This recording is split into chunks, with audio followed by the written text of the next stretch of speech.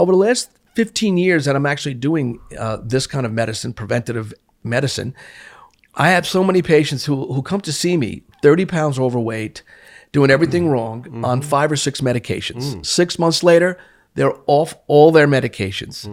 Their body fat is down. Their lean muscle mass is up. They're sleeping 8 hours. They feel amazing energy. They're doing better in business. They're excelling at work, excelling at home. They're just feeling tremendous drive and motivation. Welcome to the Doctor's Pharmacy. I'm Dr. Mark Hyman, and that's Pharmacy with an F, F-A-R-M-A-C-Y. It's a place for conversations that matter, and I think all of us care about how we can age well, how we can increase our longevity and vitality, and we're going to have that conversation today with Dr. George Shapiro. Welcome, George. Welcome. Now, George is a great guy. I know him as a personal doctor for me. I've gone to see him for myself. We'll talk about that, and I was very interested, as I'm turning 60 this year, how to age well. And everybody's talking about aging and aging well, but he's actually doing it. He's been doing it for decades. He's been a doctor for 30 years. He specializes in internal medicine, cardiovascular disease, and age management. He graduated from New York Medical College. He did residency at Albert Einstein College of Medicine and did his fellowship at Columbia in cardiovascular disease management, including CHF, or congestive heart failure, and heart transplantation. He's received many awards. He's been cited for his excellence in age management medicine. I've learned a lot from George. He's doing innovative things around regenerative medicine, improving longevity, the genomics of heart disease and heart failure. And he's trying to answer the question, which we all want to know, which is, how do I live to be 120 and still be vital, energetic, and sexually active, right? I'm hoping to be sexually active when I'm 110, right? How about you? Same.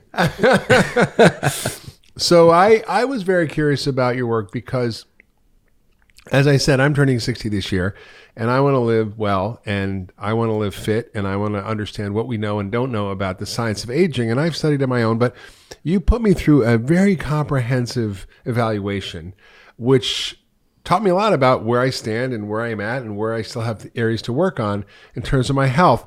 And you're part of a company called Cenegenics, which is focused on the science of healthy aging and age management. I think there's been a lot of evolution in the thinking in that organization. And I think you're at the cutting edge using really innovative therapies around regenerative medicine, around things like exosomes, peptides, diet, various kinds of therapies that can be very, very powerful, hormonal therapy. We're going to get into all that today. But first, what was your incentive for starting this path towards age management and longevity and regenerative medicine and moving away from treating heart disease and congestive heart failure? So, Mark, thank you for inviting me to your podcast. Some of the things that we're going to talk about are personal. Is that okay? Yes, personal. I'm going to share my personal numbers. I want to share. You can share whatever you want to share. It's very good. So I'll tell you a little bit about myself and my story. I went to the Olympics when I was a junior in judo. I competed, from age 13 to maybe 21. And I was also a national racquetball champion. I focused my younger years on just staying fit. Most of my parents wanted me to stay fit. Around my 40s, when I was basically in the midst of, the cardiac training program and being a physician and working at, Columbia Presbyterian in New York, I started to get tired and didn't understand why. In my mid 40s, I was fatigued. When I'd wake up in the morning, my joints would hurt. I felt like an old man, believe it or not. And then other issues, that happened to men in their 40s, they started having some sexual dysfunction issues. So I went to investigate various companies and organizations that dealt with aging. And for me, it was very important that I picked a company that was focused in on evidence-based medicine. Actually, all their protocols based on medical research that's actually presented in peer-reviewed medical journals and written, by experts. So for me, that was extremely important. I did a lot of research when I was going through my training at New York Medical College. I published some papers as well. I also worked with some research project in Columbia. So I went to Cenegenics because of their protocols being focused in on evidence-based medicine. Mm-hmm. And some of the interesting things that I did was the same evaluation that I did on you a few weeks ago, mm-hmm. I did myself as a patient 15 years ago. And I found out I was eating the wrong foods. the wrong times, the wrong portions, the wrong combinations. I was exercising aerobically, not anaerobically or high intensity interval training. So I was exercising the wrong way. And Although any kind of exercise is good, but there's better kinds of exercise, right? Correct. And the endocrine system is very important. Unfortunately, as we get older, the endocrine system degenerates. It's your hormones. And your hormones and your metabolism. So my hormone levels were at the bottom end of normal range. So there's a whole controversy in the guidelines today regarding hormone levels. Unfortunately, You mean physicians... testosterone for a guy. Not only testosterone, thyroid hormone, adrenal hormone, about 9 different hormones. There's a wide range. And, for patients and for other physicians who aren't familiar with, some of the new innovations and new therapies, they just look at a lab value and say, okay, you're in the normal range. But you could be 200 to 1,000, and that's normal in testosterone, but is it optimal? Right, but this kind of leads to personalized medicine. Everyone's different. You can't treat one patient the same. And we find out some patients at the low end may be perfect. Some patients at the low end may be abnormal.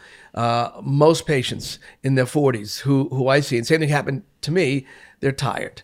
They wake up, their joints are aching. Stress is a big producer of body fat increasing. And lowers testosterone, too. Lowers testosterone. Their muscle mass gets reduced. They don't sleep well. Yeah. They're not motivated. They get depressed. They see their psychiatrist, they may be put on an antidepressant, or they'll see their internist, and he may right away put them on a statin or a blood pressure pill or a blood sugar pill. Whereas now, that sort of changed. The American College of Cardiology has revised their guidelines for statin use. We're actually putting people on an aggressive nutrition campaign and an exercise campaign for 6 months before we actually start a statin drug. That's what they say, but how many times does that actually happen in practice?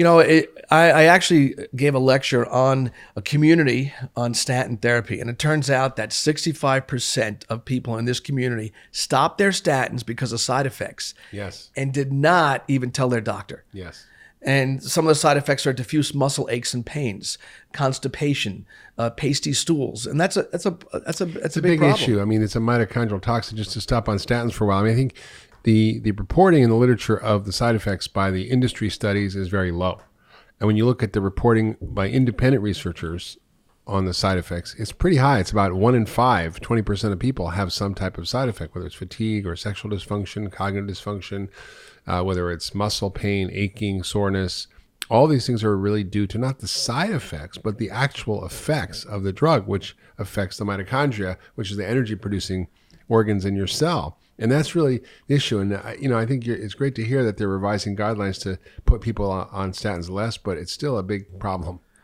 While we're on the statin story. Yeah, and cardiologist. I'm an aggressive traditional cardiologist, very aggressive when it comes to coronary disease. It's a number one killer in men and women, especially women after they go through their menopausal changes. But it turns out that there's new evidence and new data to show that we have mutations in our body, and there's specific mutations that basically control the level of cholesterol in your bloodstream. One is SLOCO1B1. It's a mutation that's an easy blood test to do. Soon it's going to be mandatory before we put a patient on statins. Yeah. If you have this mutation, you're not able to get rid of your LDL cholesterol in the bloodstream, basically.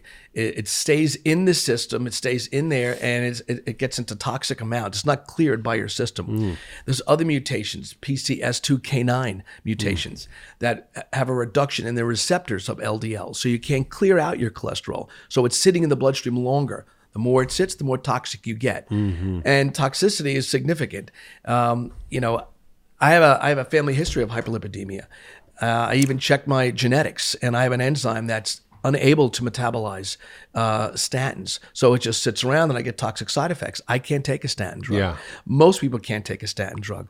There was a recent article that was... So that's going to be the future, really, is getting your genes tested for cardiovascular risk and actually seeing which people will do well with statins, which people do poorly, which people tolerate saturated fat, which people don't, right?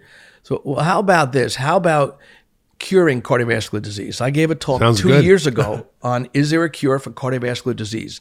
And it turns out a lot of the research, and some was done at the Cleveland Clinic, I know you're there, by Eric Topol. Oh, yes. And he did a lot of stuff with PCSK9 inhibitors and vaccines.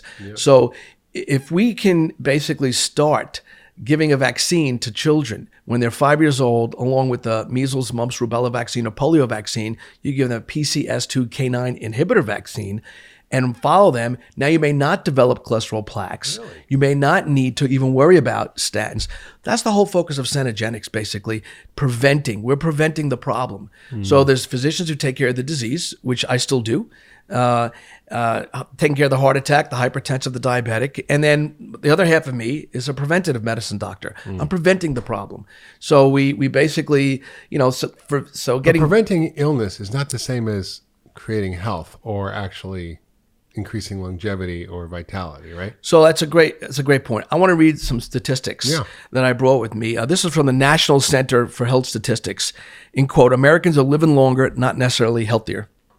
From the Billy Guyton, he was distinguished professor and chairman of the Department of Medicine at University of Mississippi, quoted, population studies show that we have increased the length of life, but made no progress in decreasing the length of disability at the end of life. Yeah.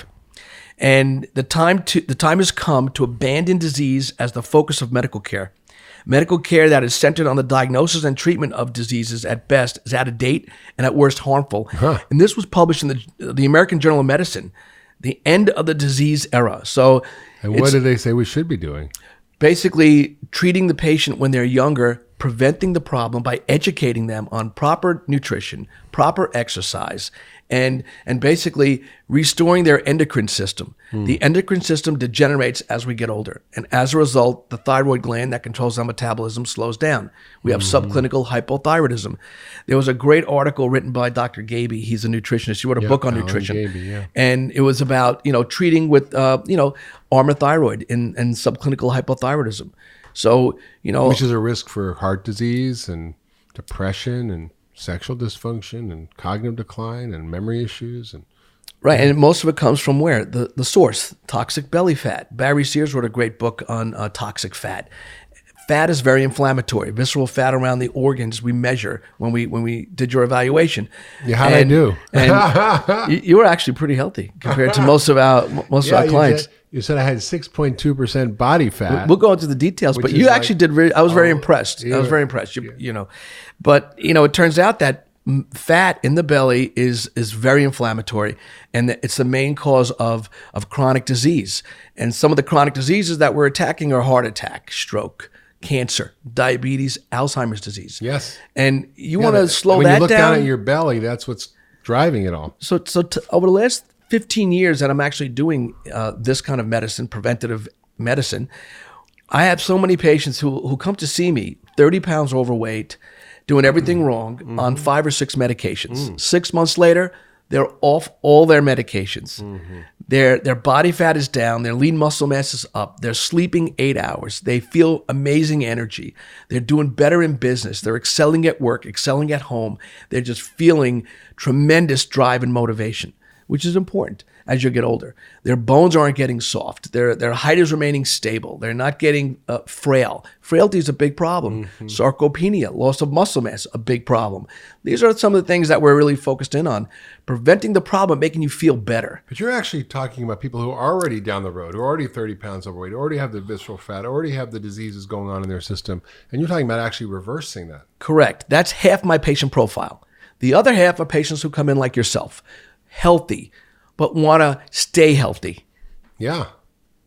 And that was your case. Your levels came back amazing. You're very healthy, but you want to remain healthy. And you see from taking care of patients, as you're getting older, people get sicker, and you want to prevent that from happening. Yeah, and I want to live a long time, and I want to be vital and healthy. And I was very curious about what my numbers were because I didn't really know all my numbers, and the evaluation you put people through gives them a benchmark to understand where they are in the spectrum of health or disease or aging, and you give them then the tools to reverse that. So, you do something that is really not done, and I used to do it all the time at Canyon Ranch when I worked there over 20 years ago, which was body composition. Now, when was the last time you went to your doctor and he checked your body composition? You might get a skin caliper thing if you go to the gym and see what your body fat is. That's not very accurate. This is a special machine that you have there at Cenegenics, which is like a bone density machine, the same machine they use for that. But you also check your body fat. Where is the fat? How much do you have? How much muscle do you have? And I was kind of shocked. I thought the machine was broken. It said I had 6.2% body fat, which you said was like an Olympic level athlete. I'm like, well, I'm not that, but the key is food. And I talked to a friend of mine the other day who spends 2 hours a day in the gym, and he's a good 20 pounds overweight in his gut.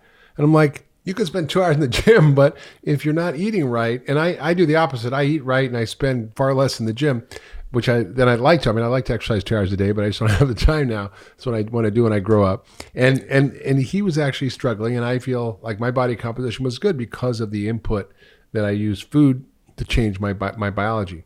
You make a great point. No matter how much you exercise or how good you eat, unless your metabolism is age 18 to 20, as you're aging and your hormones are degenerated and declined, you're not going to be able to achieve those goals that you're achieving. So for you, your levels are excellent, and we'll go over those in detail, but you're doing all the right things. You're exercising, you're eating correctly, and your hormones are at the right level and your metabolism at the right level.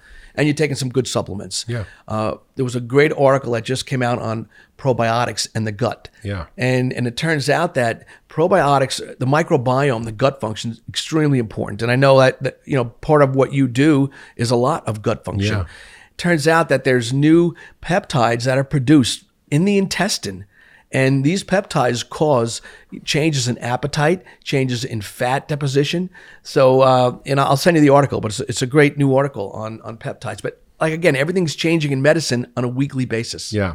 Well, the big things that are really focuses of your work are, hormonal therapy when appropriate, like testosterone or thyroid or adrenal support, or even,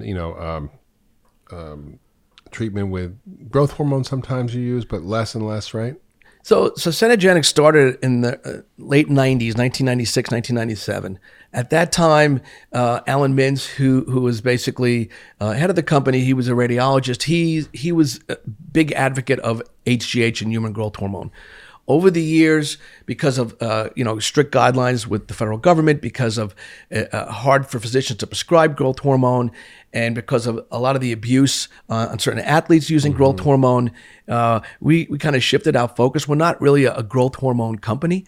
People think of Cenegenics as HGH. That's not true. Yeah. Right now, we're focusing in on natural peptides, which are proteins that tell your body to make growth hormone on its own. So it's a natural protein telling your body to make your own growth hormone instead of giving you HGH. Yeah. We're not a big testosterone. It's not just about testosterone, HGH. It's about a whole complex of four things: nutrition, exercise, hormone optimization, and basically supplementation with certain nutrients that we can't get in our foods today. Right. And as you know, certain foods, for instance, foods from a farm that's not organic, they're injecting the livestock with steroids, antibiotics. They're feeding it corn. Mm-hmm. I never knew this, but corn is toxic to cows. Yeah, it's not their natural food. Because it's so toxic, you need antibiotics. They're loaded up with antibiotics. Otherwise, their stomachs will explode from fermenting all the corn. It turns into gas, and they explode. They get bloat, and they literally have to stick a giant hose down their throat to relieve the pressure. Right. And we're eating that meat, and guess what happens? We're getting all the steroids. It turns out that by a lot of my patients who we're seeing with large belly fat, men and women, who have a high diet in not organic foods, they're getting a lot of the steroids from eating all these foods, and that's inhibiting pituitary release of certain hormones, slowing down the thyroid gland, slowing down the adrenal gland, affecting the pancreas with insulin and cortisol production, and they have high levels of those holding on to fat and affecting your sex hormone production. So and all the endocrine disruptors, right? All endocrine disruptors are basically pesticides and herbicides. These things actually are shown to alter your hormone levels and interfere with your natural hormones. They actually can be much more potent. They cause infertility, hormonal disruption. I mean, I was shocked. I mean, I try to eat organic whenever possible, grass-fed whenever possible, always at home. When I go out to eat, I can't always guarantee that. I try to pick the better restaurants. I travel. I'm at airports. You can't have complete control. And I thought, I'm going to have pretty low levels of these things. And I just wanted to check. So I checked my glyphosate level, which is Roundup. It wasn't super high, but I had a moderate level of Roundup in my urine, which I shouldn't have any because I don't eat GMO soybeans, and I must be eating other products that have that in it. I found I had high levels of organophosphate pesticides. I mean, high levels. And so even someone who's conscious, trying to reduce their exposures, we all have that, and it's all affecting us. Are you drinking red wine? I don't. You don't? I'm a tequila man. So it's a plant. Tequila's a plant. It's a good alcohol. Yeah. A lot of red. So as a hobby, I make wine. A lot of the wine I get from the grapes from California, there are a lot of glyphosate in those wines. Yeah. There's a lot of studies looking at leaky gut, interleukin-2 from glyphosate. Do you believe in all that? Yes. Yeah. Yeah. And the other thing, it's interesting about testosterone, for example, in guys, as bigger your belly, the lower your testosterone. And, men grow breasts because they get more estrogen. They eat a lot of starch and sugar and carbs, alcohol, beer bellies. That all makes your testosterone go down. And stress makes it go down. So if you cut out the starch and sugar and you do weight training, your testosterone would naturally go up, right? I just saw a patient last week. His testosterone was 1,000 on nothing. Yeah. But his free testosterone was 100. So, a good range of free testosterone is about 220, depending on your laboratory. So something was binding his testosterone. It was estrogen. He had a big conversion from testosterone to estrogen because he had a lot of adipose fat in his belly, a lot of adiposity. Yeah. Adipose tissue will increase the conversion of testosterone to estrogen through an enzyme aromatase. So he was a big aromatizer. So the more fat you have, the more estrogen you have as a guy. And you know what? And men think estrogen's a bad thing. Estrogen is a very important compound for men and women. Women just need more than men. We like to keep our estrogen levels in women around 100 to 150, men about 25 to 50. Estrogen is a vasodilator. It increases blood flow. It's also your libido hormone. Estrogen gives you your sex drive and your libido. Not testosterone? No, estrogen. Well, testosterone will convert to estrogen, but estrogen is the main hormone for your sex drive and libido. Estrogen is very important for your bones. When the WHI trial was going in the 1990s. It's a women's health initiative. Yeah. And before they added the new clinical arm, once they stopped estrogen in women, the amount of hip fractures increased 1,000%. So there's a lot to talk about with women and hormones and heart disease. I gave a big lecture a year ago on, can you give HRT to women who are at risk of heart disease or who have heart disease? Yeah. And while we're on the subject, it turns out that women were getting estrogen from horses. They were getting equine estrogen, not bioidentical Premarin, natural which means estrogen. Pregnant mare's urine. Premarin. And so the studies were done on this, and I'm saying, okay, we don't use that on women, but the problem was they were giving women Premarin who were above the age of 70, 10 years after their changes. Yeah. It turns out if you look at the basic science and look at a blood vessel wall, the biology of the estrogen receptors, which are in the blood vessel wall, change from a protector, if estrogen's present, to a monster. The plaque just increases significantly when there's no estrogen around. So women who get early hysterectomy or go through their changes, 9 years after menopause, that's the new window timing hypothesis, 6 to 9 years after menopause, now their receptors change from a protector to a monster. And if you give a woman estrogen, you're going to increase their risk of MI. Any estrogen or only the Premarin? I mean, would it occur with bioidentical hormones? Unfortunately, that's what's in the data. There was recent studies from the Mayo Clinic, Cleveland Clinic. I mean, all the big institutions looked at this timing hypothesis. So now the guidelines are if a woman is within 6 to 9 years, that's their window of their changes to give estrogen replacement. It's great for their bones. It's great for their skin. It's great for their hair. It keeps them young. Because according to the Women's Health Initiative, it increased their risk of heart attack, stroke, cancer. If you give it after 9 years after menopause. And that's why it was a roller coaster ride for women. So I actually did research on all the papers from, and every time I give a talk, I need to do that to make sure that I know what I'm talking about in front of a large group of physicians. Between 1950 and 2018, it was a roller coaster ride for estrogen and hormones for women. And it turns out now it's all about the biology of the estrogen receptor.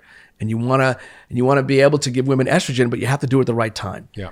And the right form, right? Because Premarin Correct. will increase CRP, inflammation. We never use Premarin. I've never used it ever. Well, it's still women are on it and they take it. And their it's doctors because prescribe it. doctors need continuing medical education. A lot of physicians are so busy today because of the insurance issues in the office. They have to see a lot of patients and don't have time to look at all the new data. So, as part of what I do with Cenegenics, I'm chief of innovations for that company, and I go out to 2 big meetings a year. One is the AMMG, Age Management Medicine Group. It's a great conference. It's all about science and aging. If you go to AgeMed, AGEMED.org, you can get a good look at our upcoming conference on this. The other one is the A4M conference. You've heard of that, American Academy of Anti-Aging Medicine. But these conferences, we present, not me, myself, but I speak at some of these too, but they present all the new hot things on aging and new hot innovations like genomics, metabolomics, microbiomics, brain age testing. This is what's important out there, all these new things. And, unfortunately, a lot of these doctors don't understand and they have no time to do it. So when we start putting patients on some of these medications, they'll say, well, why are you doing that? You just give them a statin, just give them a blood pressure pill, just give them a sugar pill. An aspirin. It's more about educating a patient. Most people don't know how to eat. If you go to a restaurant, and for instance, let's say Capitol Grill, right next to my office down on Wall Street. I mean, the martinis are double, which are okay. Everyone likes a martini here or there, but you can't have the martini and the bread and the dessert. You have to pick your poison, which one you're going to have. You know what I'm saying? Yeah. A nice piece of fish that's wild, maybe a vegetable, a salad. So far, everything is good. Some nice water, and maybe a couple of cocktails. But you can't have the dessert and the bread with all that. Yeah. So that's what we kind of teach is a lot of combinations. We teach how to eat on an airplane, how to eat when you're at a restaurant on vacation. How to eat on an airplane. I bring a day's worth of food in my bag, and I don't touch anything that's served on an airplane. No, that's a good thing. So let's talk about some of this innovative stuff because we just touched on the hormone issue, which some people do need hormone replacement, and some people will benefit from it. And I think that's a lot of the great work you do. But there's also these innovations around regenerative medicine, whether it's stem cells, exosomes, peptides, things probably people have never really heard of. And they're relatively new in medicine and not practiced by many people. But you've been innovating around some of these areas around these things. So talk about the whole kind of regenerative medicine piece around exosomes, peptides, stem cells. Where are we at with that? What are you finding works? What does the literature show? And what should people be thinking about? And how do they figure out what to do? So let's talk about regenerative medicine, okay? I've been working with Dr. Bob Harari of Celularity for about 4 to 5 years right now. You probably know Bob. He does a lot of work with Peter Diamandis and Craig Venter, Human Longevity Institute in La Jolla. So Bob basically was one of the early pioneers in the field of placental stem cells, and formed a company called Celularity. And the Celularity, basically their vision is to take the placental stem cells the placentas are usually from full-term pregnancies in women who are screened of all viruses and diseases, who are pretty healthy, eat well, lean, and basically they used to throw these placentas out. Now we're finding out that if we take these placentas, look inside, there's cells in the placental tissue that basically are the mesenchymal stem cells. They take these cells and now we can put them into, anywhere in the body. If we put them into a knee, it's going to reduce inflammation in the knee and maybe prevent knee replacement in the shoulder, hips. But aren't those sort of identified by the DNA of the mother where the placenta came from? Isn't that a risk? So a lot of the placental stem cells are what we call immune tolerant. They're safe because, the baby's it gets protected. So these stem cells, are an excellent source. Now they've done a lot of research, even with cancers, using what we call P&K cells, natural killer cells from placental tissue that can actually cure multiple myeloma in like 4 cases already. So there's a lot of research with that. The only issue in the U.S. is it's very regulated by the FDA. So you need a specific protocol, an IND or IRB protocol, and those are difficult to get. And right now, a lot of these stem cell facilities are outside the United States. Yeah. Recently, another company, Organocell, has developed there are also other stem cells before you get into the exosomes, like from your own fat tissue, your bone marrow tissue that are being... So, there's, and also at some of these conferences, they do a lot of stuff with adipose tissue. Problem is I have 6.2% body fat. You ain't finding any stem cells in my fat. There isn't any fat. Well, what's been shown now, if you're taking out adipose, fat tissue from yourself, let's say you're in their 50s. That's 50-year-old adipose tissue compared to placental tissue, which is day 0. So now your body's accumulated environmental toxins, glyphosate, all these other toxins, and these stem cells are kind of tainted, right? It's been shown now fat-derived stem cells are increasing tumor growth in patients. So I'm not recommending adipose-derived stem cells. Bone marrow-derived stem cells are good, but who wants to get a bone marrow biopsy? There's a company called Organocell that's using something called exosomes. And about 6 months ago, I had no idea what exosomes were, but these are nanoparticles, nanobiology. It's small vesicles that were once thought to remove waste from the cell. Remember the Golgi apparatus? Sure. And exosomes secrete waste. They go to the cell membrane. Turns out that these exosomes communicate with other exosomes. And they communicate by microRNA, DNA, and messenger RNA. And what it does is if it finds a cell that's old, it makes it young. If it finds a cell that's inflamed, it makes it uninflamed. There's been a lot of patients and clinical studies done in doctors' offices with Lyme disease. Now, Lyme disease is difficult to treat. A lot of people have chronic Lyme, chronic arthritis, pain, and it turns out that these patients are getting IV drips of exosomes, resolved inflammation. Amazing. One particular patient had prostate cancer, and he got laser ablation of the prostate, which a lot of urologists don't believe in that yet, but they basically had laser therapy of the prostate. The PSA in this patient was 14. Usually it takes about 6 months for the PSA to drop. He got exosome infusions 3 days a week for a month and then once a week for 3 months. His PSA in 6 weeks went from 14 down to 1 and remained 1. Wow. So if you do a Google search on exosomes, let's say in breast cancer, exosomes in lung cancer, exosomes, this research is being done in major heart academic disease medical centers in the U.S. and also internationally. Yeah. So exosomes they're the brains of stem cells. It's really a hot area right now. The exosomes are taken from amniotic fluid, placental tissue, correct, that are from the stem cells, but you remove these bioactive vesicles, in a sense, these little bubbles within the cell, like little sacs that contain these special molecules that can communicate and reset diseased tissue. Correct. That's the basic science mechanism for exosomes. The particles. How do you give them? You just inject them? You can do it as an injection with under the skin. You can do it in the joint. You can do it in the scalp for hair. Mm-hmm. You can we do for when we talk about sexual dysfunction. I'll tell you some of the things we do for sexual dysfunction regarding exosomes. Mm. We're giving exosomes to patients who have neurological diseases like Parkinson's disease. Like FDA approved? Is it? So exosomes right now are under a specific regulation where the FDA approves it for use under, because they're proteins, they're not cells. So, so they're not looking at this as a cell. So it's the brains of the cell that directs everything else without having the DNA in there, which can be problematic. You're not using the cell parts, acellular. It's a protein. They're proteins. So what's really interesting is the field is changing rapidly. A lot of people are getting interested in exosomes. I'm very excited about exosomes. I've already used it in several patients, and we're getting amazing results. So yeah. I think exosomes are the next hottest. It's the next biggest, smallest thing. Yeah. The size of an exosome is 1 million times smaller than the diameter of a hair follicle. Wow. So it's pretty little. It's powerful. Think about when you get sick with the flu. Mm-hmm. Chills, rigors, you're shaking in bed. These are viruses. They're small. These particles that are small are very powerful. So each milliliter, 1 ml of exosomes has, 1 ml of this amniotic fluid that they're getting has 100 billion exosomes in it, which is significant. That's unbelievable.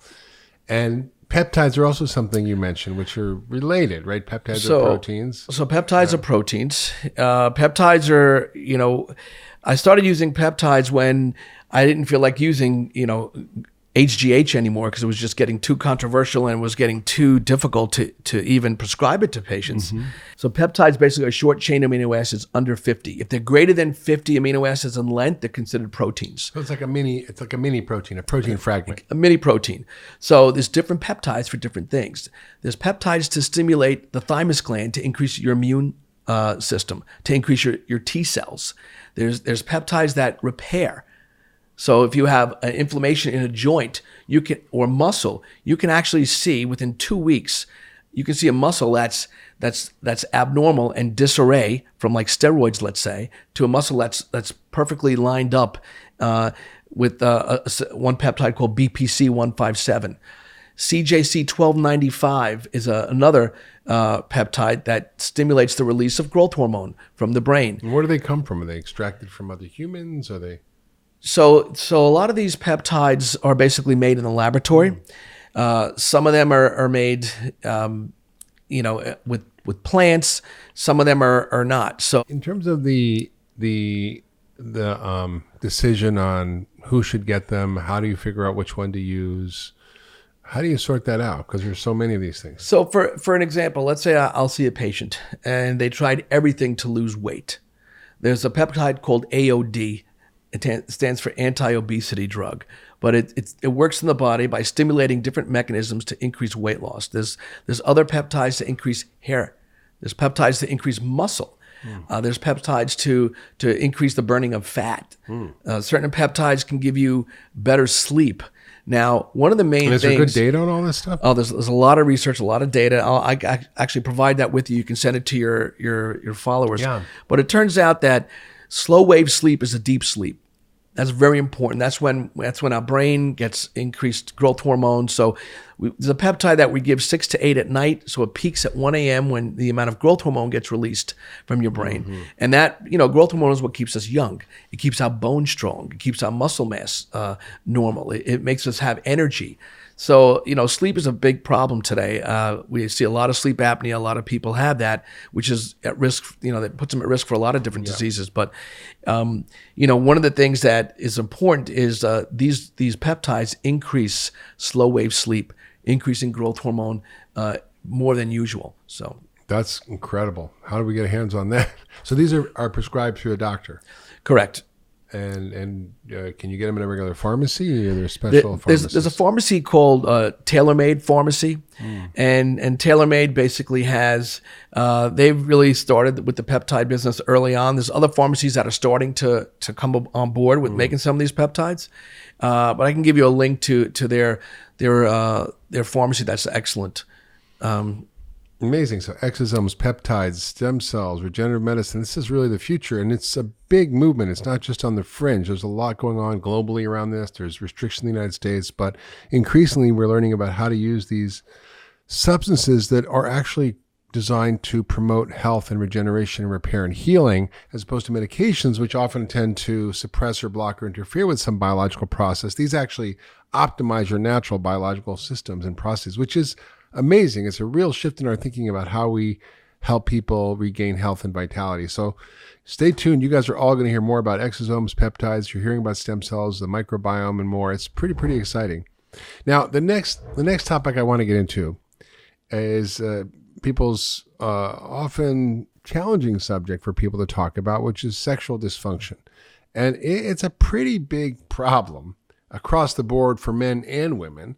And it's something people really don't talk about that much. We had the little blue pill, Viagra, everybody was happy, but there's more to it than that. And I want to talk about some of the approaches you have. But first, can you share some of the scope of this problem and who it affects and what kinds of things you are doing to help people solve this issue? Because, I have this patient who's like 75, and I mean, all she does is talk about sex and all of her partners. It's like, so people can stay sexually active for a long time. I have 80-year-old patients who are like, I want to keep being engaged. And I think we often say, oh, I'm 50, I'm over it. I had met another guy who was like 58, and he's like, I'm done. I'm like, wait a minute, you're done? It's like, you don't have to be done. And so I think, what are you finding in terms of the scope of the problem, and what are the kinds of things that are really working?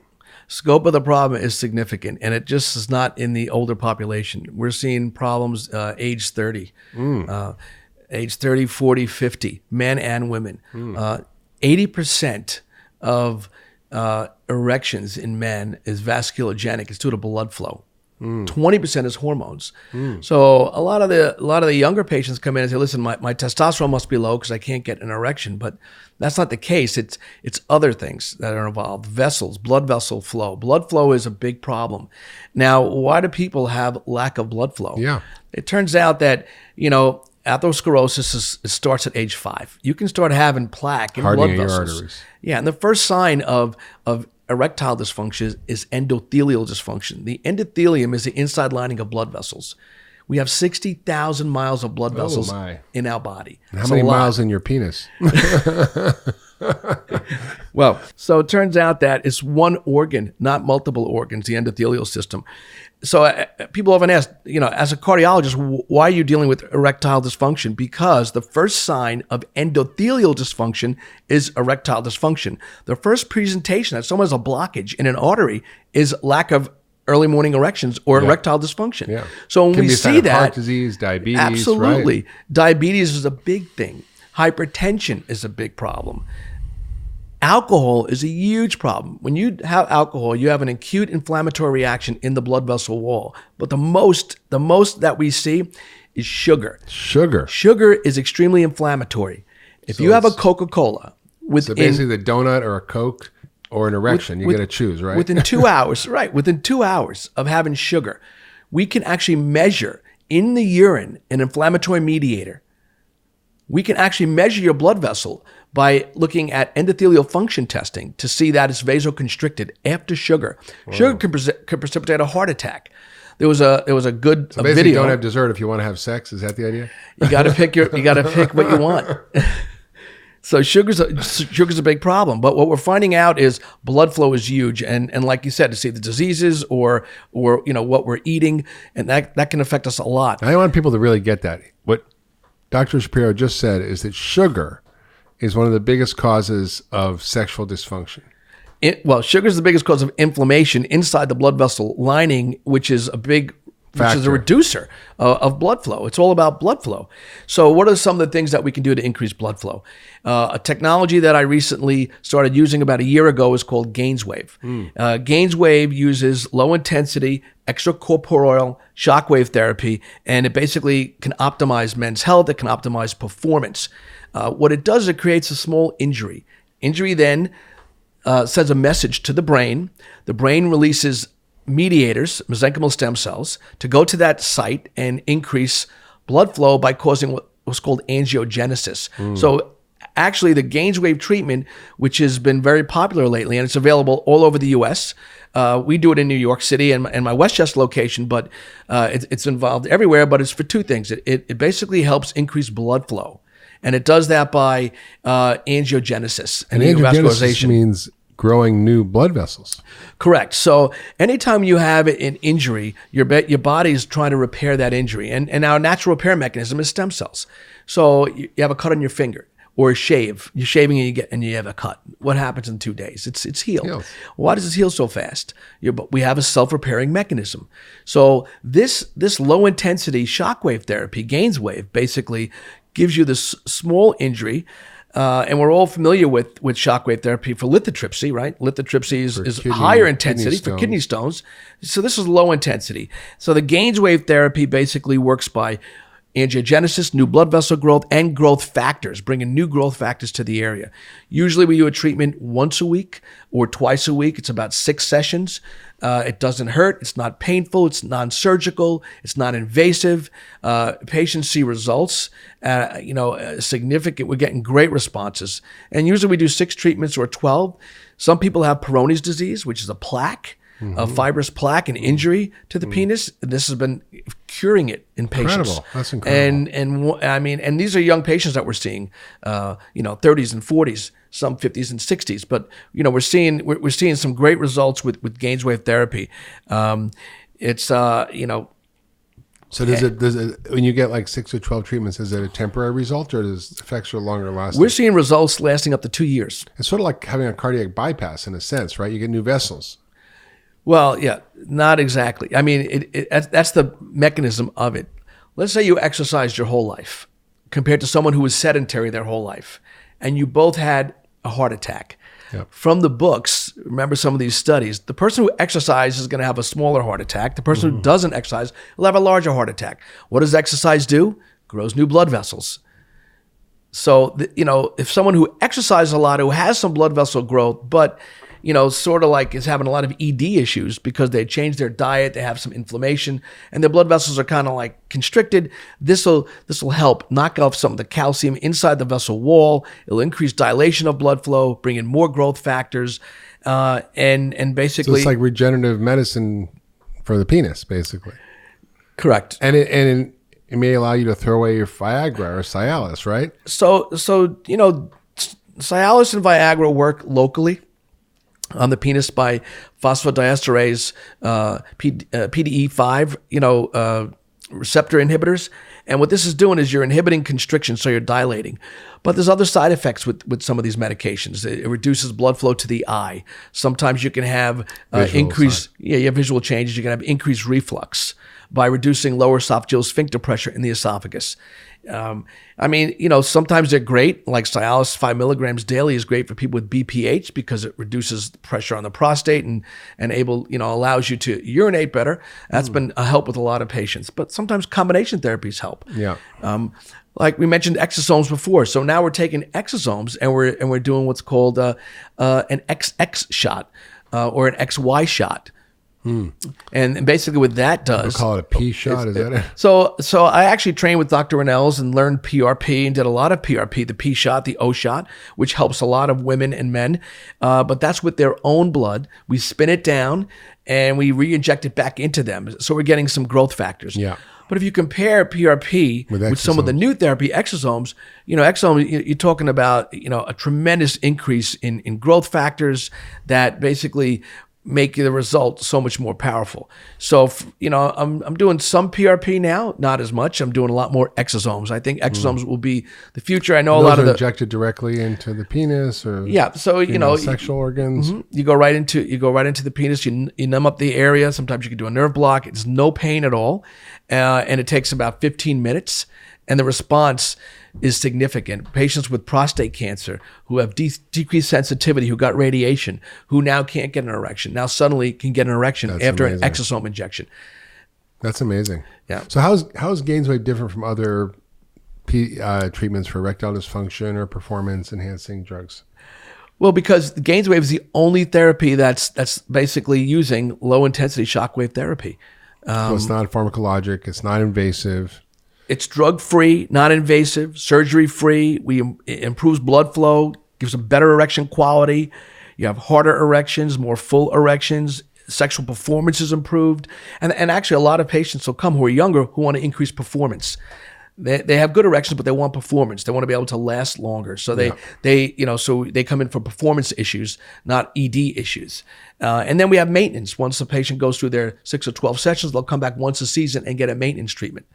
But the combination thing of exosomes, PRP, or diet, exercise, all of it. And Gainswave, exercise, so important. Diet, eating less sugar, keeping those vessels dilated, very important. And we're seeing, it's a safe procedure too. Everyone's concerned about, surgery. I mean, I used to send a lot of patients for bypass, coronary artery bypass graft surgery. It's if you need it, you get it. But I mean, right now we're trying to do multi-vessel stenting, and I can speak for hours on just cardiology and traditional, disease management. But I mean, here we're talking about, more natural ways to stay younger and healthier and live longer. It's great. It's really great. And I think the thinking about aging as a process that's not necessarily inevitable. We can, with a little effort, work, and intelligence, use lifestyle plus various innovative treatments that are regenerative to actually optimize, maintain our health, and even reverse some of the things related to aging. I look at myself, the more I've understood about diet and exercise, the more I've implemented it, the better I am. I can tell you my bone density and my body composition was better than even just 3 years ago. Even though I'm getting older, I'm getting healthier. So you want to talk about your results? Yeah, let's do that. So before we go with that, where can people get Gainswave? How do they find out about it? If they're trying to be curious, what do they do? So we have an office at 40 Wall Street in New York City, and we have an office in Westchester, 4 Westchester Park Drive. That's our main office in Westchester County, where they can get Gainswave. But we have Gainswave centers, in other places all over the U.S. It's not just here in New York. So they go to a website. There's actually a few places in New York, but I'd rather them come to come to me as a cardiologist. But if you're not from New York, you're listening, and maybe you're in Kansas. So there's a website. I'll provide you with the websites of all these companies. Well, there's a couple of different websites, but I'll send you the main website for Gainswave. I'll send you the website for the peptides, Tailormade. I can give you some websites to the Exosome company as well. And we'll share that in the email that goes along with the podcast. If you haven't subscribed to the podcast, subscribe, and you'll get all the information you need. Yeah, but these are some of the best. I mean, that's what I really do, is get the best of the best and give them to my patients, and I'll be happy to share them with your followers on the podcast. Yes. So my results, how did I do, Doc? So basically, so here's what we do. A patient comes into the center and we'll do a blood test. A blood test is done about 2 weeks before the visit. And it's not a typical blood test that you get in a doctor's office. It's about 90 different tests. It looks at biomarkers. It looks at new advanced, genetic markers, metabolism markers, things that you normally don't see in a typical insurance-based practice. It's a concierge practice, so you're going to see some interesting labs. The good part about this is the labs are done before we see you. So when you come in, we have those results, and it makes the day so much easier. It's a very private, location. It's one patient a day. It's not a mill where we see 50 patients a day. So it's very nice and quiet. You'll come in there and we'll give you what's called a special suite. It took me like 6 hours or 7 hours to go through the whole thing. Well, it's a full day. And it's not like the Princeton Longevity where they just do testing. We actually treat, follow, supervise. So we make sure you're doing right. So you'll come in the center, and then you saw the room, you have Wi-Fi access, you're able to relax, and then we start bringing you for certain testing. Yeah. And we're going to test different body systems. We want to find out how old you are in your brain, your brain age. Yeah. How old are your bones? Do you have good bones? How is your muscle mass? Do you have good muscle mass? How about your lung function, your heart function, your various strength, your fitness activity, your nutrition activity? So we did all this on you. How many push-ups can I do? How many sit-ups could I do? How's my grip strength? How fit am I? Using a special machine where I get on a bike and you basically exercise till you want to throw up, and they measure oxygen consumption, your carbon dioxide production. Look at something called VO2 max, which is essentially a measure of your fitness level, and the higher it is, the better you are. And I think I did okay, and I think the number of METs I did, which is also okay. Probably was better when I was younger, but I want to improve that. I can see, okay, I start here, but I can get better. Exactly. So we did about an hour and a half to 2 hours of testing. Then you spent about an hour or two with our nutritionist, and then our advanced nutritionist looking at more detailed nutrition for the gut function. So now we're kind of mixing traditional medicine with functional medicine. Yes. And then you spend about 2 hours with me going over all the results, and then we came up with a plan going forward. And you've been on the program now for about 2 months or a month, 1 or 2 months. And and speaking with you, you feel a lot better. Right? I mean, how do you feel after I think it was about a month ago we started, right? Yeah, no, I feel better and better. I think I'm always trying to find the edge, improve things, stay fitter, healthier. So I'm very curious about the follow-up results and how I do. I got an exercise program for the exercise physiologist there, which is great. And my goal is really to keep getting younger. I had my telomeres done, which are a measure of the end caps of your chromosomes, and they shorten as you get older. But we know from research that through diet, through various vitamins, through exercise, stress reduction, meditation, you can actually lengthen your telomeres. It's not a one-way street. And I'm 59, but my telomere says I'm 39, which is pretty awesome. Correct. Telomeres are big. It's a big part of our program. We've been using telomeres for many years. But you're right. Just walking 60 minutes, walking 60 minutes a day will lengthen your telomeres and increase your lifespan by 25 years. Just walking 60 minutes a day. That's something impressive. That easy. Yeah.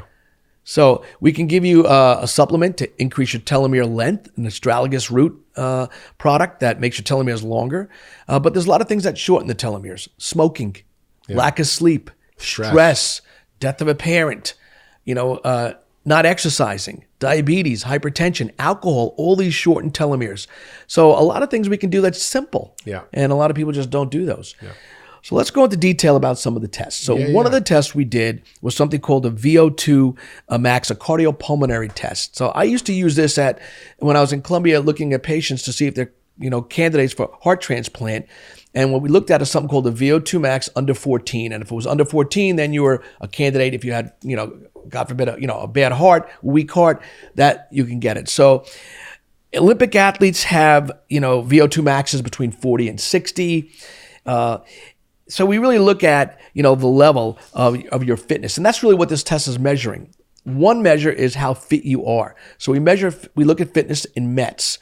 So the range is 5.9 to 12.2. You were 11.6, almost perfect. Your VO2 max was 40.7, and you did excellent. But the most important part of this for you was how good did your heart function at peak exercise? So if you think about an echocardiogram, a sonogram of the heart, whether you get in a doctor's office, that's at rest. Yeah.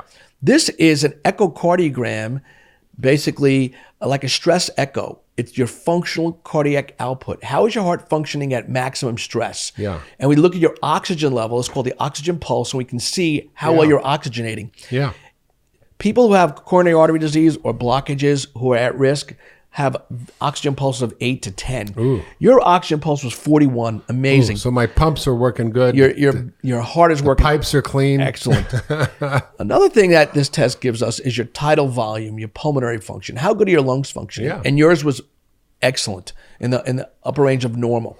What was really interesting was we can find out at what heart rate are you burning fat 10 times faster and gaining muscle 10 times quicker. In other words, what heart rate do you exercise at so it's basically more efficient? Yeah, I don't want to lose any more body fat. Well, no, you don't want to lose muscle either. No. You don't want to lose muscle. So some people exercise at the wrong heart rate and they're burning muscle and they're getting thin and cachectic and wasting. You want to gain muscle and lose fat so you're more leaner. So your what we call this your anaerobic heart rate we found out, and that was excellent. So you see a lot of so marathon. we're able to customize an exercise program based on that heart rate, and that's what this test does. So the VO2 max test came out phenomenal, and we repeat this in a year and see how much you progressed.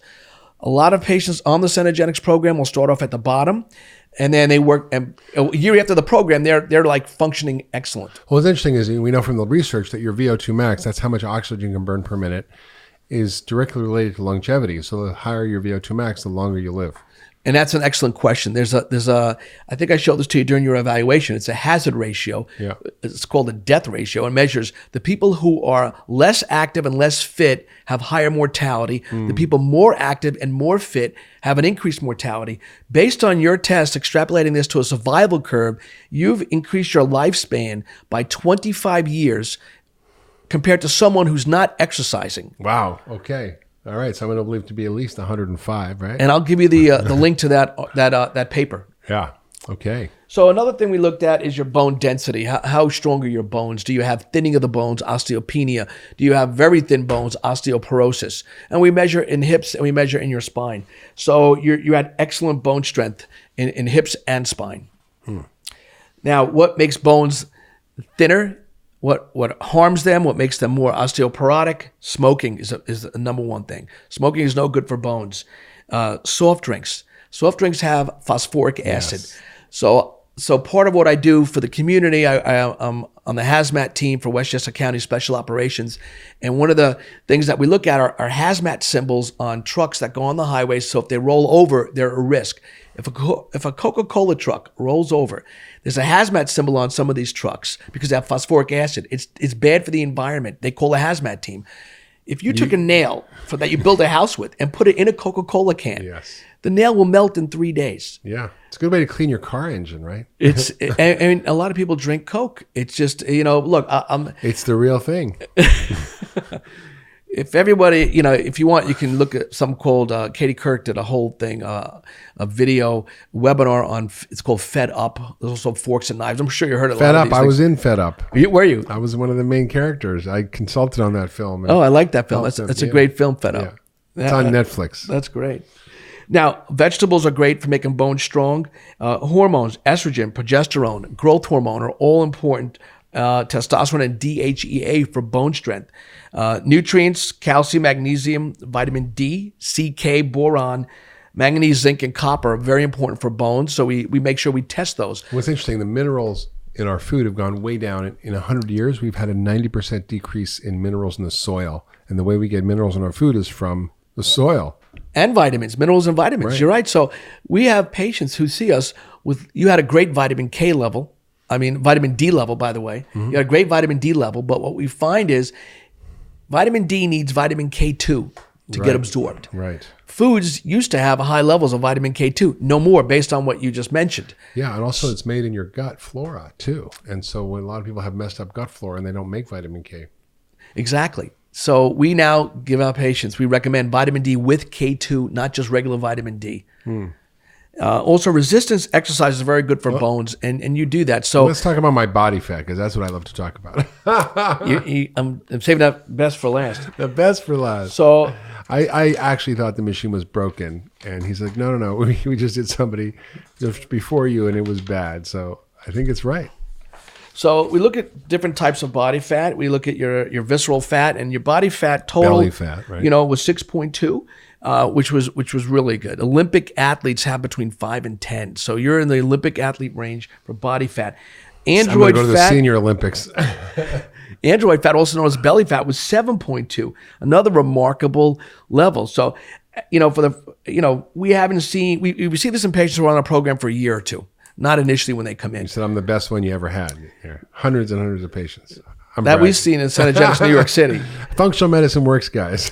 Now, just so you know, lean muscle mass in NFL football players are greater than 75,000 grams. You're 75,233 grams. So you have the muscle of an NFL player. That doesn't make sense. And the body fat of an Olympic athlete. How could that be? I mean, I don't have that much muscle. Is that lean? You have lean muscle. It's a ratio of your muscle to your fat. Yeah. You have So for me, it's all those upward dogs and downward dogs. Yoga's important for this, but you have a lot of muscle. I've been doing yoga for 40 years, and I think that it does help maintain your strength. It uses body weight. I don't do much weights. I want to do more, but it's fascinating to see that just by obviously focusing on diet, you can change your muscle mass. In fact, I wrote this book called Eat Fat, Get Thin, and a lot of the research they uncovered during that was that if you actually eat more fat and less sugar and starch, it drives increased muscle mass. So I've seen my body composition change over the last 30 years, being much better than it was, even at the same weight that I was when I was 30. My muscles are more defined. I have less belly fat. I have much more muscle at 60 than I did when I was 30. It's very important because as you get older, you get frail. What prevents frailty is muscles. So we don't want to get sarcopenia. So sarcopenia is a big, big, big problem. Unfortunately, our body has regulatory mechanisms. And what occurs is we secrete a factor called GDF8, also known as myostatin. The job of myostatin is to break down muscle as we build it, to keep you balanced. Aging upregulates myostatin. Diabetes upregulates myostatin. Stress does. Everything. Yeah, in fact, you're right. I mean, I think this is what happens. As we age, our bodies do go through a process if we don't do anything to counteract it, right? When you're 3 years old, you get a cold, you bounce back. If you're 80 years old, you get a cold, you're dragging for weeks, right? So same thing. If you're in bed for a week as a kid, nothing happens. If you're in bed for a week when you're 80 years old, you lose a year's worth of bone density, you use tons of muscle mass, you have months to get recovery from just that simple thing. So we actually have to work harder as we get older to actually change the forces of entropy that make us age, but it's doable. In fact, I saw this study recently where they looked at older athletes. They were as fit as 30-year-olds if they maintained their fitness level over their life. And I think probably most 30-year-olds don't have VO2 maxes of 40, right? That's true. That's and true. I don't even exercise that much. But between you and me, that's also not true because I see a lot of patients who are younger who don't exercise and they have poor VO2 maxes. But you mentioned something interesting when you get older. So we did a study, our own little trial in New York City with football players who retired. It was called the Optimal Wellness Challenge. And basically we took retired New York Giants football players and we took some from the Redskins. And basically we saw them, this was like 20 years after they retired. Not pretty. They were overweight, diabetics, hypertensives.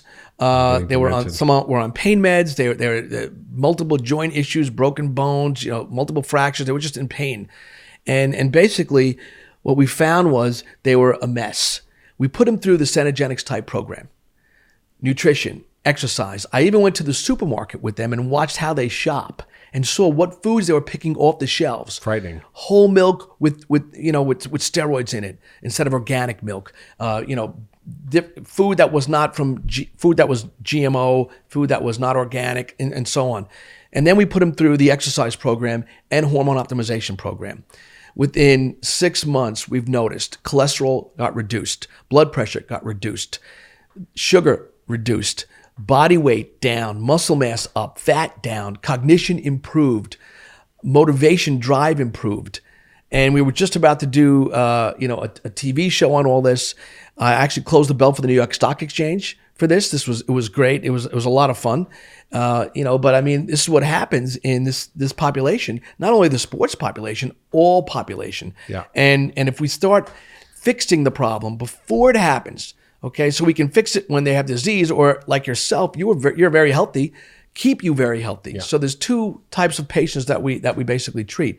But there's nothing more exciting than getting a patient and keeping them healthy, or getting a patient who's sick and making them healthy off meds. Yeah, powerful. So there is hope for all of us who are aging, because that's the fastest growing segment of the population and the baby boomers are all heading there. And even if you're young, it's important to start young if you're listening, because what you invest early pays off later. I've been taking care of myself my whole life. I've never really been overweight. I've exercised. And as you see, I'm almost 60 and basically as fit as a 30-year-old or younger. And I think that's possible for everybody. I just want everybody to have hope and believe that if they understand the basic workings of their biology, if they understand how to create health, that it's available to them at any time. And it doesn't take a long time. You're talking about really months or weeks for people to start to see massive changes. So it's great the work you're doing, George. It's been an amazing conversation. Check out Cenegenics and Dr. George Shapiro, New York. And also Gainswave, if you're interested in that treatment. It's available in many areas around the country. Check it out online. And thank you for this really important conversation about healthy aging that really matters. Thanks, Mark. I want to leave you one fact I just read today. Currently, there's over 2 billion obese people in the world. Yes, there are. The first time that number is higher than the amount of people who are nutritionally depleted. Yeah, it's terrible. It's depressing. In fact, this is the third year in a row where we've seen life expectancy go down. And it's never happened before in human history. And we can change it. Yes, we can change it. We can affect it. And I think that's the work you're doing, which is so great.